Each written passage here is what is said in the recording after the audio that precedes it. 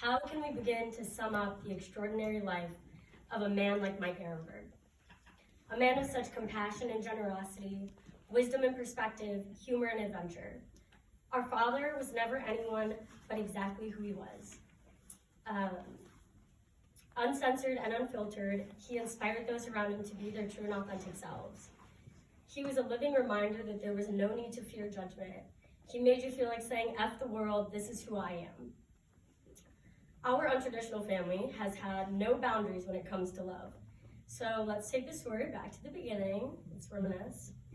It all started on the back of his motorcycle, spending all their off time together, riding around the city, falling in love.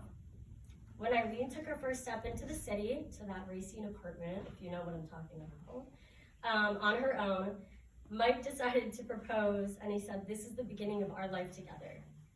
They found a family in each other, and soon after decided to expand their family with the birth of their first child, the golden child. Mike and Eileen always believed life was a playground. Luckily for Eileen, Mike could and would build anything. As 2 more children came, he built a castle for his 2 princesses and a tree fort with a slide for his young adventurer. Mike loved being a father because he loved showering his children in love and showing them a perspective on the world, which he hoped would help them find their own path. We were always a family of escapades. We cycled to the Air and Water Show. We took the Blue Bullet to Florida every year. We went to street fairs, wave and block parties, school plays, dance recitals, soccer games, and so much more. He supported us kids down whatever path we chose, and trust me, there were many paths. Somehow, Mike found a way to not only be our father, but our friend.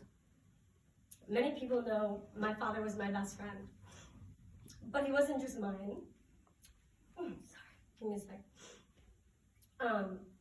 He loved to talk about how proud he was of Luke for picking up his trade so quickly.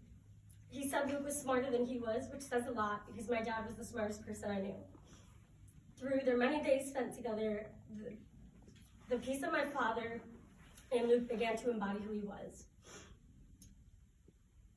I hear him walk in the door, and sometimes I think it's my dad. With small differences, Luke took the best parts of my father and will forever encompass his spirit. I always felt like my father understood me better than I understood myself. The same can be said for Nikki. He loved to rave about how she was the funniest person he knew. He believed Nikki had the attainment to conquer the world, but she had the tendency to hold herself back. He wished she could use the confidence he knew she had. Sorry, I just got a phone call. He wished she would use the confidence he knew she had because just like all of his kids, she was a fighter at heart. I guess she is a fighter at heart. Sorry about that one. It can be said for us all that when we didn't know what path we were going to go down, he believed that we had the ability and strength to find our own way.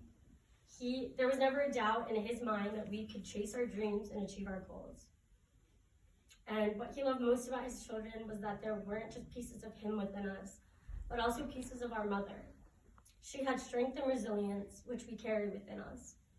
When we falter or fail and can't see those pieces of her, she's always there to support whatever we need.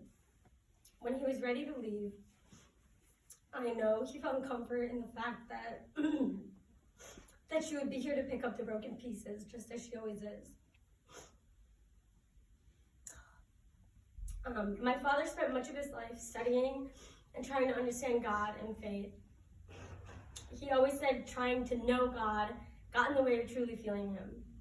And although he studied the Torah, the Bible, the Tao Te Ching, numerous other types of spirituality, he practiced faith through what he called love energy. The love we put into the world comes back to us in a cycle of empowered faith. This is why he was so generous with his talent, his time, and his compassion. His consideration was never limited or obstructed. My father told me there was nothing he wouldn't give me if he had it, and nothing he wouldn't do for me as long as he was here. But he isn't here.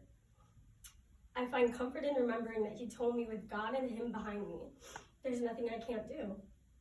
He let me find faith through my own successes and failures, but always reminding me that I'm destined to shine a light in the dark world. That I have a piece of God buried within me that love alone will empower. My father and I shared a faith in the universe, which if you were lucky enough, you would hear him rave about for hours. But his words aren't just limited to me. He truly believed everyone had the power to become who they wanted to be by showing love and consideration to those around them. Knowing this about my father, I know he's at peace somewhere. His love will resonate with us all forever. A quote from one of his favorite books sums it up perfectly. To battle and overcome and make one's own, the hope to mix one's joy with others' joy, a yearning to possess and be possessed, to enjoy and be enjoyed, to live, to feel, to live.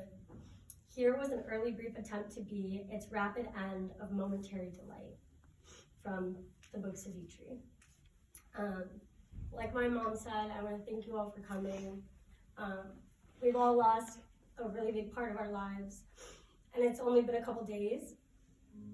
So all of the love and support around us really makes a big difference. So thank you guys.